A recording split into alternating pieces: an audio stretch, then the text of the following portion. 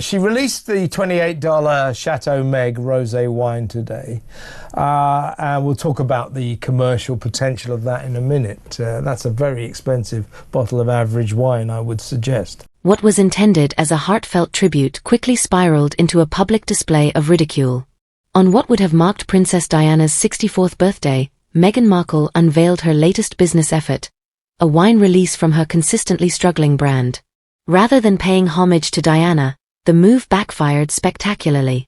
The backlash was immediate and harsh. During Saturday Night Live, comedian Colin Jost didn't pull any punches. He tore into Meghan and Harry, slamming the launch as a disrespectful imitation of royalty and even referred to Prince Harry as a puppet being controlled. This wasn't just a punchline. This is the day on which Princess Di, if she was still alive, Princess Diana, would have been 64. This is her 64th birthday. A lot of people have said, well, you know, should Meghan be releasing a range of alcohol? It was a live, nationwide takedown of their entire public persona, and the internet was in full agreement. Launching a wine label on Princess Diana's birthday wasn't just tasteless. To royal supporters worldwide, it bordered on sacrilege. Meghan, who has repeatedly attempted to drape herself in Diana's legacy like a costume, appeared to think she could cash in on the late princess's memory with a bottle of sparkling wine. But the outrage came instantly. Critics slammed the move as shameless, opportunistic, and manipulative. Many emphasized that Diana was a humanitarian icon whose name should never be commercialized, especially not by someone who's constantly tried to imitate her without ever earning the public's faith.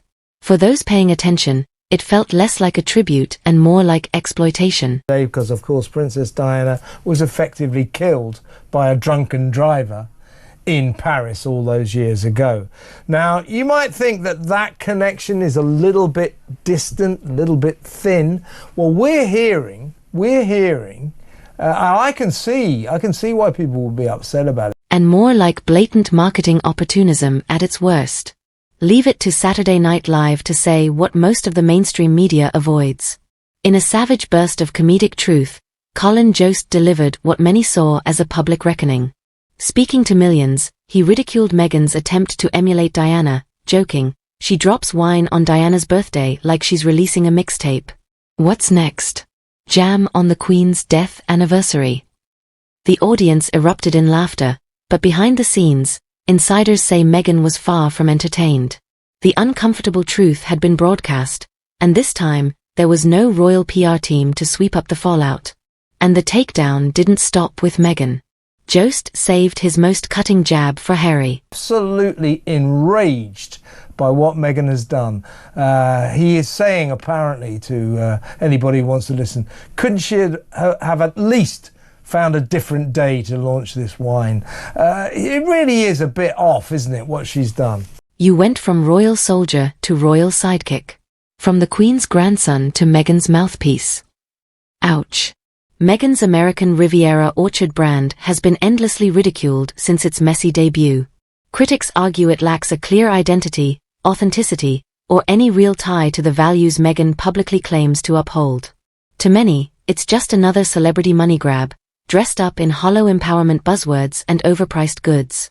And now, with the release of a wine bottle on such a meaningful and emotional date, the brand has earned a new reputation: opportunistic. Branding and PR experts have condemned the timing, with one strategist bluntly stating, "The man is sad about his mother on her birthday, while Meghan is taking a victory lap around the Montecito kitchen because she's sold out of her rosé, where she insisted you buy between 3 and 9 bottles at a time." Did she? I didn't know that. Yes, you couldn't buy just one bottle. This isn't brand storytelling. It's grief merchandising, manipulating public emotion for profit. Meghan's PR team may have thought it was a savvy move, but the public saw it as calculated and tone-deaf. If Meghan orchestrated the spectacle, Harry played the silent prop. Colin Jost's jab hit a nerve, exposing what many see as the real issue behind the Sussexes' unraveling: Harry's passiveness. Jost portrayed him as a puppet dangling from unseen strings, a biting image that resonated deeply with critics and viewers alike. I wonder if the perk actually counted, considering the fact that the weight of 9 bottles of wine has got to be expensive to ship. It's like I keep saying, Kinsey, you know, a bottle of rosé, I like a bottle of rosé myself. If I fancy one, I'll nip to the local liquor store or the off-license or the grocery store, and I'll pick up. A man who left one spotlight only to be bound by another. The audience applauded, but Harry's silence amid the controversy was louder than any statement. Where was the prince who once embodied honor, discipline, and duty? He now stands awkwardly beside jars of jam and bottles of wine, while Meghan pulls the strings with media antics and commercial plays. Critics argue that Harry's sense of self has been stripped away, reshaped to mirror Meghan's brand, and every new public appearance seems to reinforce that belief. The internet didn't hesitate to voice its judgment. Kidding? Is she kidding? I mean, come on. Let me. I've got this interesting list actually. Yeah. These are the states right now. We know from experience here on this program, the Political Asylum, that you can't buy as ever products outside of America. So when we bought our little supplies, the social media erupted into a digital firestorm, with users across platforms unleashing harsh criticism and biting memes. Hashtags like hashtag Diana deserved better, hashtag Winegate, and hashtag #AsEverShame began trending within hours. One viral post declared, "Meghan's wine isn't a tribute, it's a transaction. Diana's legacy deserves more." Another added, "This isn't remembrance. It's brand exploitation." Influencers, former royal aides, and everyday users all joined the chorus of backlash, turning what was meant to be a product launch into a PR disaster. Alaska, Delaware, Mississippi, Rhode Island, or Utah. And in Hawaii, shipping is only available in the counties of Hawaii and Kauai. So international shipping is currently unavailable. So you've got all those states you can't buy. The overwhelming reaction was clear.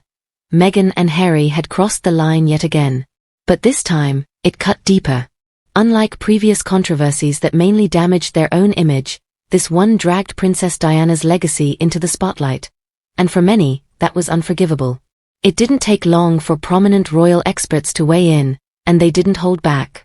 Angela Levin, Tom Bower, and other seasoned commentators blasted Meghan's decision to launch the wine on Diana's birthday. Levin called it a cold, calculated insult to the monarchy, accusing Meghan of turning royal mourning into a tool for personal profit. And she had to say, I expect to send you a refund before the end of the week, and also inevitably I'm going to send you some free apricot fruit spread. This is the second go-round where she's overpromised and under-delivered.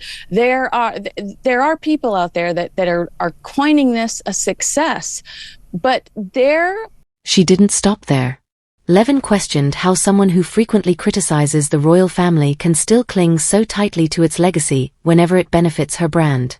Tom Bower took it even further, stating, "This isn't tribute, it's manipulation." Diana represented compassion. Meghan represents commercialism. They couldn't be more different.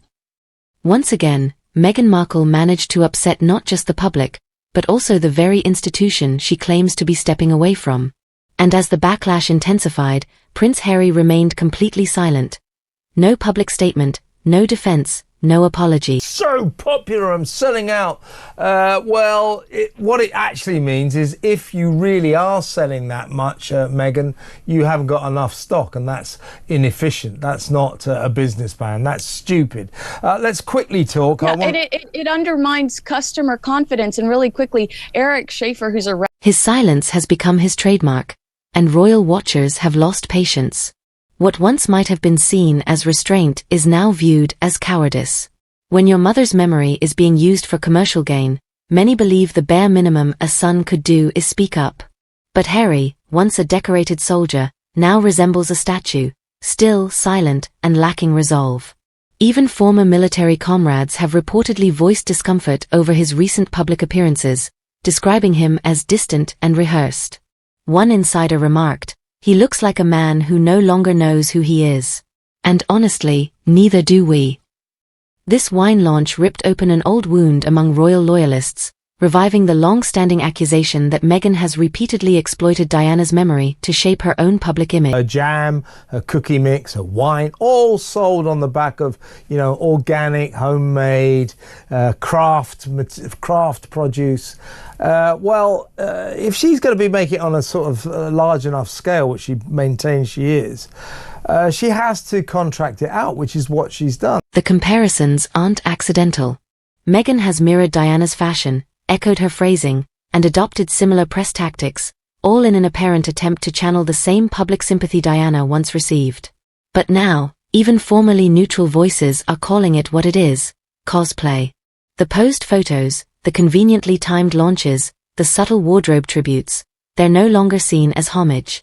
They're being labeled identity theft. And the wine launch sealed it. Rather than allowing Diana's legacy to rest, Meghan appears determined to resurrect it for branding purposes. Once upon a time, Meghan had America's sympathy.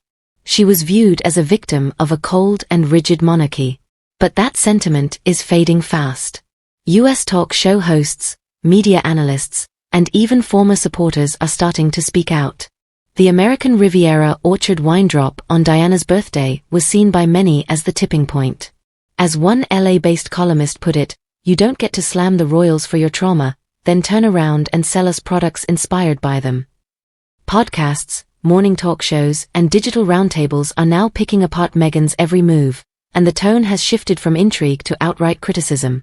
Colin Jost's SNL roast didn't just make headlines, it made history. The segment went viral, racking up millions of views in under 24 hours.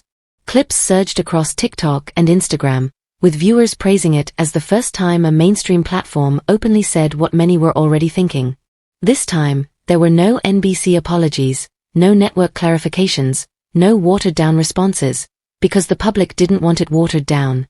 They wanted honesty. They wanted accountability. They were done with the double standards, the performative victimhood, and the endless monetization of royal connections. And SNL delivered exactly that, in prime time.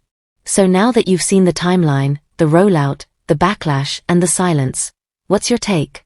Was this the beginning of the end for Meghan and Harry's carefully curated image? Was the as-ever wine launch a heartfelt gesture or a calculated insult to Diana's memory? Let's be real. This story is blowing up online for a reason. People are exhausted. Exhausted by the spin, the manipulation, and by two people who left the royal institution for privacy, only to sell every trace of it for commercial gain. Now it's your turn. Jump into the comments. Was Colin Jost too harsh, or was he just finally saying the uncomfortable truth out loud? Is Meghan honoring Diana, or trying to replace her? And has Harry lost touch with who he truly is? Your voice matters, because this isn't just tabloid drama. It's a cultural reckoning, a wake-up call that fame without authenticity eventually collapses under its own weight. And if you're fed up with the constant spectacle, the staged branding, and the hypocrisy, share this video with someone who still thinks it's all just a coincidence. Let them see the timeline. Let them hear the silence. And let them decide if Meghan's Diana cosplay has finally gone too far.